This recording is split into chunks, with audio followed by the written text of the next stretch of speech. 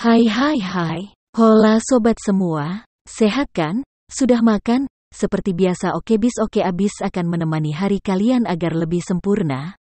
Hari ini Okebis akan melanjutkan cerita dari novel Menantu yang Diremehkan.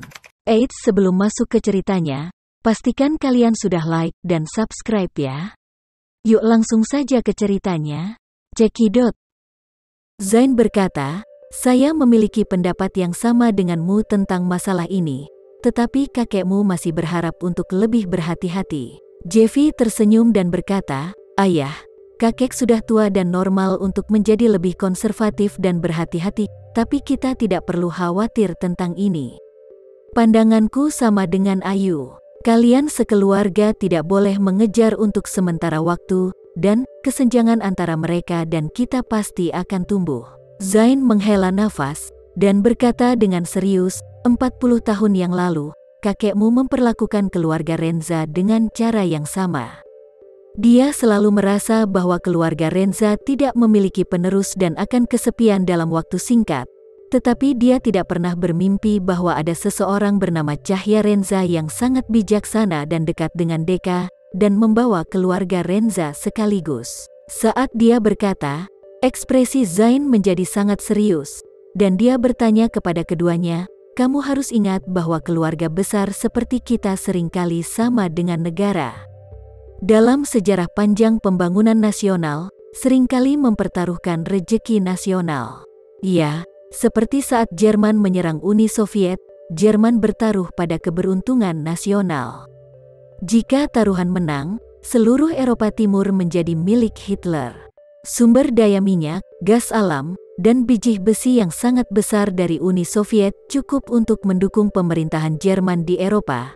Tetapi jika taruhannya kalah, itu jatuh ke dalam rawa pertempuran dua front dan akhirnya gagal total. Kami sekarang memfokuskan upaya kami pada transportasi laut. Keluarga Renza ingin mengimbangi, dan mereka ingin bertaruh. Jika mereka bertaruh, masih ada peluang untuk tidak dipisahkan.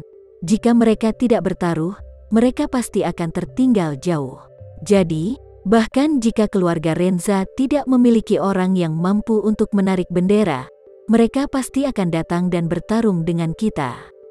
Dan kami, tidak peduli apakah keluarga Renza akan menyusul atau tidak, kami akan memotong jalan mereka dulu. Pemikiran Pastor Sucipto sangat dipengaruhi oleh ayahnya. Ayah tuan tua berperang saat itu. Medan perang berbeda dengan dunia bisnis. Medan pertempuran selalu putus asa, jadi filosofi bisnisnya juga sangat sederhana. Selama dia adalah lawannya, dia harus mati. Pilih salah satu di antara keluarga Ito dan keluarga Takahashi, lalu bunuh yang lainnya. Di mata Pak Sucipto, ini seperti melaut. Ada dua perahu di pantai, tetapi hanya satu yang dibutuhkan. Lalu apa yang harus dia lakukan saat ini? Orang biasa secara acak memilih salah satu yang enak dipandang, lalu naik ke kapal dan berlayar. Setelah penelitian terperinci, orang pintar memilih kapal dengan kinerja keseluruhan terkuat. Pria kejam yang pandai akan memilih salah satu dengan performa keseluruhan terkuat, dan kemudian membatalkan yang lain sebelum berlayar. Alasannya adalah jika dia hanya memilih satu kapal untuk dinaiki, kapal yang tersisa akan menjadi bahaya besar yang tersembunyi. Pesaing bisa naik kapal itu untuk mengejar, dan akhirnya bisa meninggalkannya.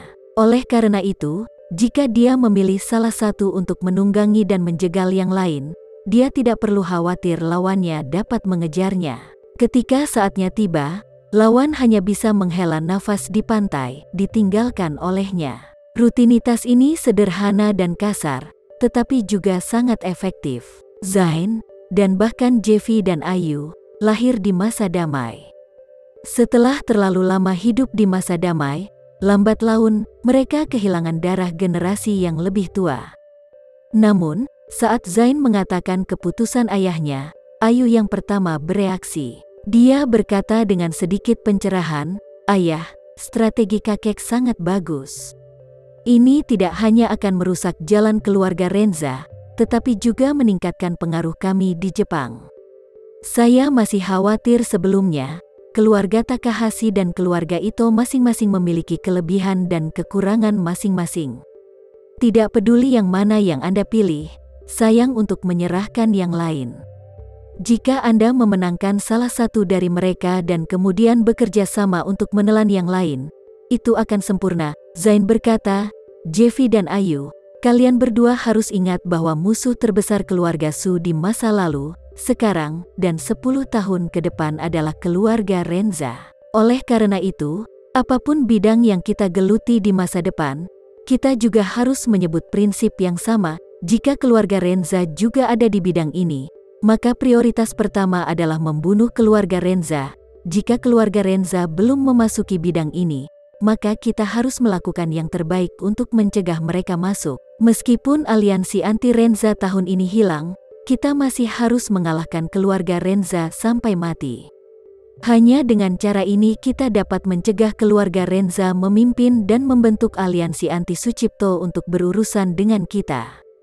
Memahami, keduanya, kakak dan adik berkata pada saat yang sama, mengerti. Zain mengangguk dan melanjutkan, kamu harus lebih banyak berpikir, tidak hanya tentang tata letak strategis kakekmu, tetapi juga tentang pengaturan taktisnya.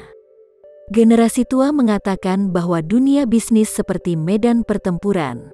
Saat itu, bisnis didasarkan pada derajat kekejaman. Tidak kalah di medan perang. Tetapi dunia telah damai selama beberapa dekade sejak Perang Dunia II.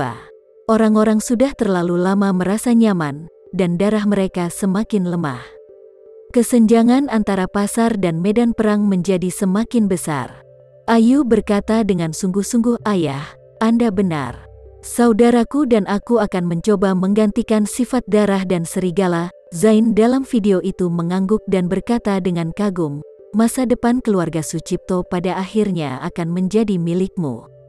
Jika kamu berdua dapat menemukan sifat berdarah leluhurmu, keluarga Sucipto tidak perlu lagi mengkhawatirkan masa depan dan berharap lebih banyak kemuliaan. Biarkan keluarga Sucipto berdiri di puncak dunia. Kalimat ini telah melekat di telinga Ayu dan Jeffy mulai saat ini. Namun, Jeffy tidak tahu, pada saat ini, di dinding luar kamarnya, seperti tokek, yang menempel padanya adalah sosok gelap. Sosok ini memegang penguat suara khusus untuk mata-mata dan merekam semua suara konferensi video. Dan sosok ini adalah master ninjutsu dari keluarga Takahashi, Teng Lin. Kiko Takahashi mengetahui bahwa dia kebetulan berada di hotel aman, jadi dia memintanya untuk memantau Jeffy.